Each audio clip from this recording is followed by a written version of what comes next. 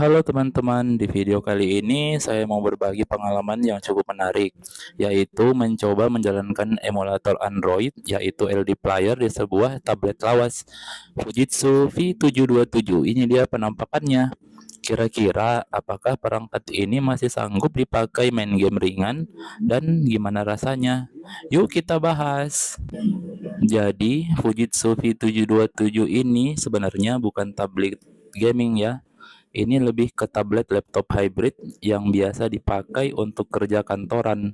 Spesifikasinya juga bisa dibilang cukup jadul untuk standar sekarang, tapi justru disitulah tantangannya.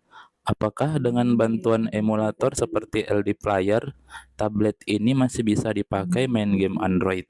Ayo kita lihat. Nah, pertama-tama saya coba install LD Player seperti biasa di Windows. Prosesnya cukup lancar, tidak ada kendala berarti. Setelah selesai install, saya langsung coba masuk ke emulatornya. Dan surprisingly, emulatornya masih bisa jalan. Memang tidak secepat PC gaming, tapi masih cukup responsif untuk ukuran perangkat seperti ini. Kemudian saya coba install beberapa game ringan, bukan game berat seperti Genshin atau PUBG ya, takut meledak tabletnya. Tapi game yang lebih santai dan hasilnya cukup mengejutkan. Game bisa berjalan dengan cukup stabil. Memang ada sedikit lag sih, tapi tidak terlalu mengganggu. Masih bisa dimainkan dengan nyaman, apalagi untuk sekedar hiburan ringan. Ini tabletnya aku rasa masih pas buat main game-game ringan seperti ini.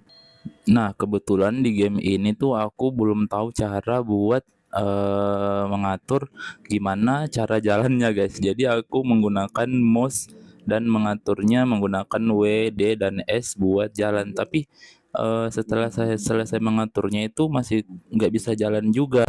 Aku mentok, nggak bisa lagi mau ngapain. Jadi aku terpaksa jalankan apa adanya aja, guys. Seperti yang kalian bisa lihat di layar ini.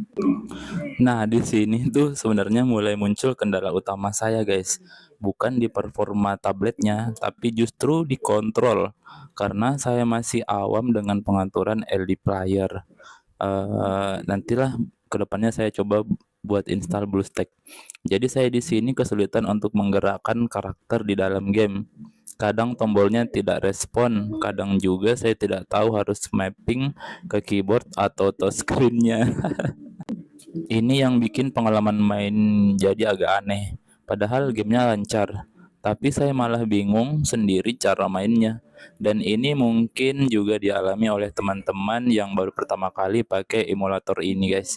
Kebetulan aku pakai emulator versi 3, jadi bukan yang terbaru ya. Nah, setelah saya coba cari tahu, ternyata LD Player punya fitur key mapping. Di sini kita bisa mengatur tombol keyboard atau kontrol sesuai keinginan kita. Misalnya untuk jalan pakai tombol WASD seperti yang sudah aku setting di awal tadi, guys.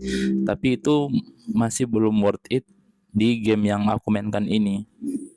Atau untuk skill pakai tombol tertentu. Masalahnya karena belum terbiasa, setting ini terasa cukup membingungkan di awal, apalagi kalau main di tablet yang tidak punya keyboard. Seperti ini, guys, seperti tablet kita ini, tabletku ini fisiknya lengkap, cuman nggak ada tombol-tombol lain selain touchscreen-nya aja. Jadi butuh penyesuaian lagi. Entah pakai keyboard eksternal atau setting touchscreen mapping gitu, guys. Jadi di sini sebenarnya aku sambil baca teks juga, guys, buat membuat voice overnya ini. Nah, ini kalian lihat sendiri cara aku jalan gimana. Cuman kalau di game ini, guys, aku pakai kendaraan itu bisa lancar. Tinggal ketik W A S D-nya itu dia responsif banget, guys. Tuh lihat ini.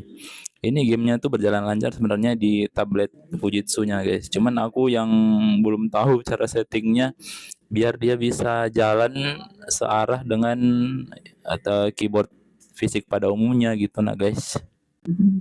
Dari pengalaman ini aku bisa bilang kalau Fujitsu V727 ternyata masih cukup mampu menjalankan LD Player untuk game-game ringan, guys.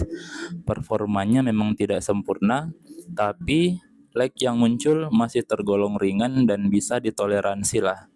Performanya memang tidak sempurna, tapi lag yang muncul masih tergolong aman.